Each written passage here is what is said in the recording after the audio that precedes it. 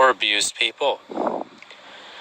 When you've been mistreated for a long time, it can be hard to notice that something's wrong. Even if you do know it's wrong, even if you hate it, even if it makes your life awful, it can be very hard to realize that it's okay to object.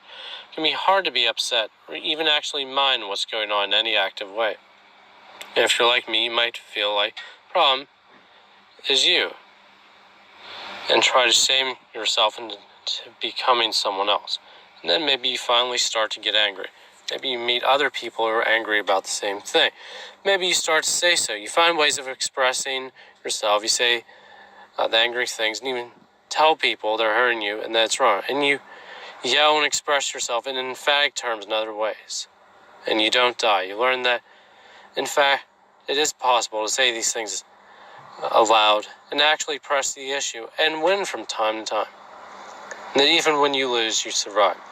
And at first, it's exhilarating and liberating because it gives you really important things you've never had before. But sometimes, for some people, this can lead to a place where most of what you have access to is rage. And that's not a great place to be in.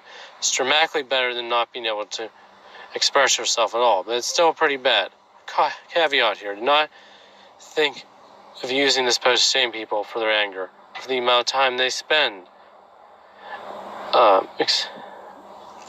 feeling that way. People have a good reason to be upset, and sometimes you have, and it's terrible to try to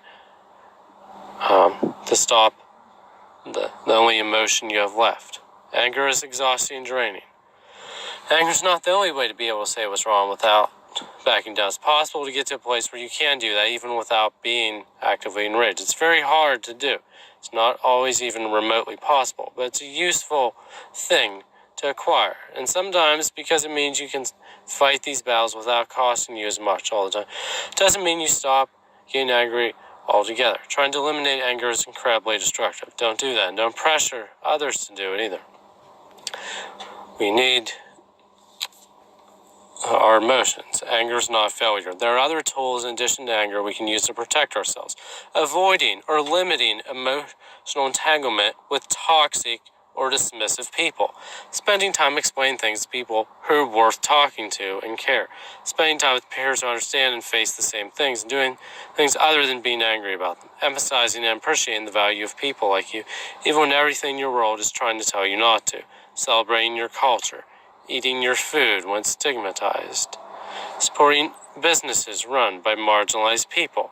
Seeing unique value in the perspectives you have. Saying no to things that hurt you even when you're calm.